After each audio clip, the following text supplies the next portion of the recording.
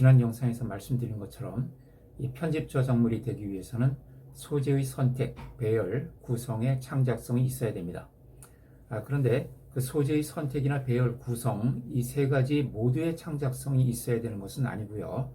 그 소재의 선택이나 배열 또는 구성 중 어느 하나에만 창작성이 있어도 편집 저작물이 될 수가 있습니다. 예를 들어서 그 유럽 인상파 회화 백선집, 이렇게 되면은 그 많은 인상파 회화 작품 중에서 100개를 선택하는 것, 이 선택의 창작성이 있죠. 그러니까 이 선택을 할 때 A라는 출판사는 이렇게 100개를 선택할 수도 있고, 또 B라는 출판사는 다른 방법으로 100개를 선택할 수도 있죠. 이렇게 그 선택의 창작성이 있는데, 이렇게 선택된 작품들을 연대순으로 배열한다고 하면은 그 연대순이란 것은 누가 해도 같거나 비슷하게 될 수밖에 없는 것이기 때문에 그 연대순이라는 배열 자체는 창작성이 없죠. 이런 경우에 소재의 선택에는 창작성이 있고 연대순이라는 배열에는 창작성이 없는 경우, 이런 경우에도 편집 저작물로 성립할 수가 있다는 겁니다. 그러니까 굳이 배열이나 구성에 창작성이 없어도 소재의 선택에만 창작성이 있으면 편집 저작물이 성립할 수 있는 것이고요. 또 예를 들어서 이런 책도 있죠. 죽기 전에 꼭 봐야 할 영화 백선집, 이런 것도요. 영화 100개, 아주 볼만한 영화 100개를 뽑아서 이것을 영화 제목 가나다 순서대로 배열을 했다. 그러면 그 100개를 선별하는 데는 창작성이 있지만은 이것을 가나다 순서로 배열하는 것은 이제 누가 해도 같거나 비슷하게 될 수밖에 없는 것이기 때문에 그 배열 자체는 창작성이 없죠. 그러나 소재의 선택의 창작성이 있기 때문에 편집 저작물이 될 수가 있습니다. 편집 저작물이 되느냐 안 되느냐에 관련해서 우리 판례를 한번 살펴보면요. 이 법조수첩 사건이라는 것이 있습니다. 이 법조수첩이라는 것은 요새는 이거 만들지 않는데요. 저희가 그 초임 판사 할 때 이 법조수첩은 법조인들에게는 참 필수적인 그런 수첩이었어요. 그래서 법률 사무에 종사하는 판사라든가 검사, 변호사들 이런 사람들이 사용할 수 있도록 어떤 일지 형태의 수첩인데, 수첩에 보면은 전국 판사 명부 또는 전국 검사 배치표 이런 표들이 이렇게 붙어 있습니다. 그 당시에는 이제 그 판사나 검사 숫자가 그렇게 많지 않았기 때문에 이게 표 한 장에 다 들어갔었거든요. 이제 그런 표들이 있고요. 또 그다음에 변호사들이 알아야 할 어떤 그 소송 자료들, 그 소송 인지대를 어떻게 계산하는지 그 계산식이라든가, 그다음에 전국 법원의 관할 지역표, 이런 것들이 이렇게 참조하기 쉽게 만들어진 그런 수첩입니다. 그런데 이 수첩이 과연 편집 저작물로 성립할 수 있느냐, 즉 창작성이 있느냐 관련해서 우리 법원 판결에서 이렇게 판결했습니다. 이 수첩에 보면은 법원이라든가 검찰 이런 조직과 기능별 자료 배치, 또 그리고 법률 사무를 하는데 필요한 여러 가지 참고 자료를 나열하고 있는데, 이제 그런 종류의 자료의 편집은 통상적으로 행해지는 것이다. 그래서 그 자료의 배열에 어떤 원고의 개성이 나타나 있지 않고 법조인들을 위한 수첩을 만드는 사람이라면은 대개 이런 자료들을 모아서 이런 방법으로 배치해서 이런 식으로 수첩을 만들 것이다.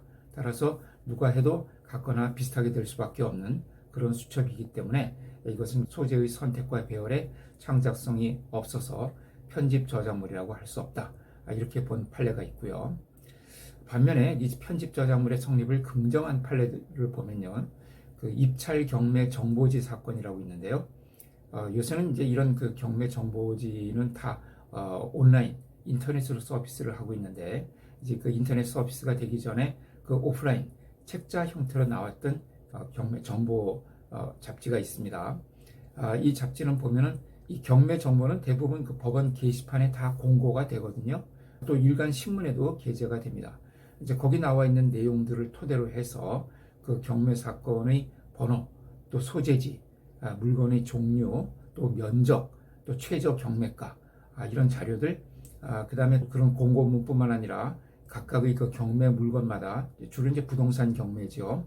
그 경매 물건마다 그 등기부등본을 열람을 해보면은 나오는 어떤 목적물의 주요 현황이라든가 준공일자, 또 입주자, 또 임차금, 입주일, 그런 임대차 관계라든가 또 그다음에 감정평가의 그것들을 구독자들이 알아보기 쉽게 필요한 부분만 발췌 요약해서 수록한 경매 정보지는 그 소재의 선택이나 배열에 창작성이 있어서 독자적인 저작물, 즉 편집 저작물에 성립할 수 있다.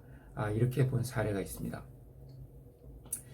우리가 흔히 그 유튜브 영상 같은 영상 저작물을 제작할 때 그 촬영한 영상의 일부를 삭제하고 또 이어붙이는 이런 작업들을 많이 하게 되죠. 이것을 이제 흔히 편집이라고 부르는데요.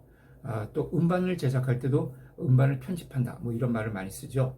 그런데 이런 편집하고 그 편집 저작물에서의 편집은 다르다는 것을 좀 주의를 해둬야 됩니다. 이런 영상 작업을 한다든가 음반 작업을 할 때 그 편집을 한다고 하는데요. 그런 경우에 그렇게 해서 만들어진 유튜브 영상이나 음반이 편집 저작물이 되는 것은 아닙니다. 대부분의 그 유튜브 영상이라든가 음반은 편집 저작물이 아니라 그냥 일반 저작물입니다. 이때 편집을 한다고 하지만은 그 편집은 소재를 선택하고 구성, 배열하는 것이라기보다는 어떤 저작물을 완성해가는 과정에서 수정, 보완하는 작업을 말하죠.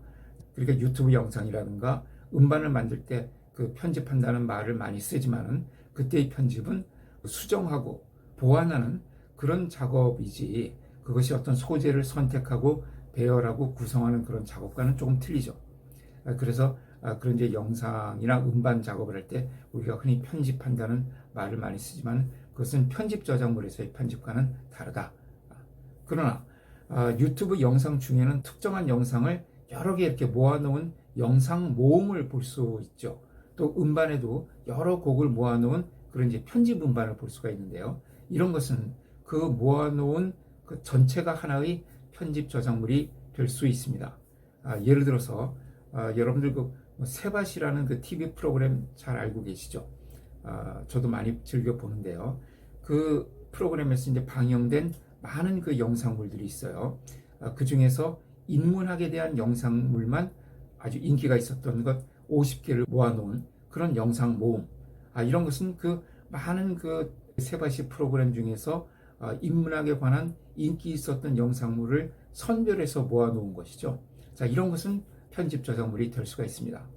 그런데 이런 세바시 영상물 전체를 어떤 특별한 규칙이나 논리적인 구성 없이 그냥 날짜 순으로 모아놓았다. 이런 영상 모음은 누가 하더라도 같거나 비슷하게 될 수밖에 없기 때문에 최소한의 개성이 없어서 편집 저작물이 될 수가 없는 것이죠. 또 기업이라든가 단체 그리고 뭐 어떤 개인 사업자들이 홈페이지를 많이 갖고 있는데요. 이런 그 홈페이지를 보면은 기업이나 단체 등에 대한 소개, 또 인사말, 그리고 그 회사의 연역, 또 생산 판매하는 제품과 서비스에 대한 설명, 연락처, 또 이용자들을 위한 여러 가지 게시판 이런 항목들로 구성이 되죠. 자, 이런 홈페이지들도 나름대로 그 홈페이지의 구성이 창작성 있게 되었다면, 개성적으로 구성이 되었다면 편집 저작물이 될 수가 있습니다. 블로그 같은 것도 마찬가지입니다. 여러분들 중에 이제 블로그 하는 분들도 계실 텐데요. 물론 이제 그 네이버면 네이버 이런 데서 표준 블로그 양식을 이렇게 제공을 하고 있죠. 그런 양식 그대로 그냥 만들어진 블로그 같은 것은 그 개성이 없기 때문에 편집 저작물이 될 수가 없는데 그 나름대로 블로그 화면을 게시판의 구성이라든가 컨텐츠를 그 올리는 체계를 나름대로 어떻게 창의적으로 개성적으로 만들어 놓았다면 그런 블로그 자체도 하나의 편집 저작물이 될 수가 있는 것이죠. 그래서 우리 그 판례 중에는 어떤 그 홈페이지에 게재된 그 상품 정보 등의 그 구성 형식이나 배열 또 서비스 메뉴 구성 이런 것들이 창작적으로 되어 있다면 편집 저작물을 볼 수 있다. 이렇게 그 판결을 한 사례가 있습니다. 또 반면에 누가 하더라도 일반적으로 비슷하게 되는 그런 홈페이지의 경우에는 창작성이 없어서 편집 저작물이 될 수가 없다고 한 사례도 있습니다. 결국 그 홈페이지나 블로그 같은 것이 편집 저작물이 될 수 있는지 그 여부는 그 소재의 선택, 배열 또는 구성에 창작성이 있느냐, 즉 최소한도의 개성을 갖추고 있느냐 그 여부에 따라서 결정된다. 이렇게 보시면 될 것 같습니다. 우리 저작권법에서는 이 편집 저작물은 독자적인 저작물로서 보호된다 이렇게 규정을 하고 있습니다. 그래서 편집 저작물도 그 저작권을 갖게 됩니다. 이것을 보통 우리가 편집 저작물이라고 하는데요. 편집 저작물이 가지는 저작권은 그 여러 가지 소재를 모아서 편집 저작물을 작성을 했을 때 그 소재들이 저작물로서 보호를 받는지 받지 못하는지 관계없이 그 소재와는 별개로 그 모아놓은 편집 저작물 자체가 전체로서 하나의 저작물로 보호된다는 것을 의미합니다. 예를 들어서 신문 속에는 여러 개의 저작물과 또 저작물이 아닌 것들이 섞여 있죠. 그 신문에 보면은 뭐 칼럼이라든가 사설, 이런 저작물도 들어있고요. 그 다음에 주식 시세라든가 일기예보라든가 어떤 인사 명령이라든가 또는 뭐 부고 기사들, 이런 단순한 각종 정보들, 이런 것은 저작물이 아니죠. 그렇게 여러 가지의 그 저작물과 또 저작물이 아닌 것들이 모여져 있고요. 그래서 그 소재들 중에는 저작권의 보호를 받는 것도 있고 받지 못하는 것들도 있는데, 이렇게 그 소재가 된 칼럼이나 사설 또는 이런 정보들이 저작권의 보호를 받느냐 못 받느냐는 관계없이 그것과는 별개로 신문 전체가 하나의 저작물로 보호된다. 하나의 편집 저작권으로 보호된다는 것입니다. 여기서 이제 주의해야 될 것은 편집 저작물의 저작권은 일반 저작물의 저작권과 성격이 다르다는 점입니다. 편집 저작물은 그 소재의 선택, 배열 또는 구성의 창작성이 있는 저작물이죠. 그렇기 때문에 그 편집 저작물의 저작권도 그 소재의 선택, 배열 또는 구성 그 자체에 저작권이 있는 것이지 소재의 내용에 대해서는 편집 저작권이 미치지 않는다. 다시 말하면 그 어떤 신문의 편집 저작권이 있다고 하면은 그 소재의 선택, 배열, 구성된 신문 전체로서의 저작권이 편집 저작권이지 그 사설 자체의 저작권과는 신문의 편집 저작권은 다른 것이다. 이런 점을 알아주셔야 됩니다. 그러니까 A라는 신문사에서 신문을 냈는데 그 신문에 이제 B라는 사람이 그린 만화가 게재가 되었어요. 그러면 이 만화 자체에 대한 저작권은 B라는 만화가가 갖고 있습니다. 그런데 이 만화를 포함한 이 신문 전체, 그 신문에 들어있는 그 여러 가지 그 만화를 비롯해서 사설이라든가 또는 칼럼이라든가 또는 뭐 주식 시세라든가 이런 것이 전체로 어우러진 그 신문의 면, 그 자체에 대한 그 저작권은 이제 신문사가 가지는 것이죠. 그래서 그 소재가 가지는 저작권과 그 다음에 신문 전체가 갖는 저작권은 별개의 저작권이다. 그래서 두 개의 저작권이 별도로 성립할 수 있다 하는 점을 알아주시면 될 것 같습니다. 예를 들어서 A라는 유튜버가 그 세바시라는 프로그램 중에서 인문학에 대한 강연 프로그램 중 조회수가 높았던 50개를 자기 나름대로 기준에 따라서 선별해가지고 어떤 영상 모음을 제작을 해서 유튜브에 올렸어요. 그러니까 50개 모음집이죠. 이런 영상 모음도 편집 저작물이 될 수가 있는 것이죠. 그런데 그 영상 모음에 대한 저작권, 즉 편집 저작권은 그렇게 구성한 편집 방침에만 미칩니다. 따라서 다른 유튜버, B라는 유튜버가 똑같은 세바시 영상 50개를 같은 순서로 구성한 영상 모음을 제작을 해서 올리게 되면은 A 유튜버에 대한 그 저작권, 즉 편집 저작권에 대한 침해가 되겠죠. 그런데 A가 그 영상 모음에 들어있는 각각의 개별 영상물에 대해서 저작권을 갖는 것은 아니죠. 그 각각의 영상물에 대해서는 그 세바시를 제작한 그 TV 방송사가 저작권을 갖는 것이죠.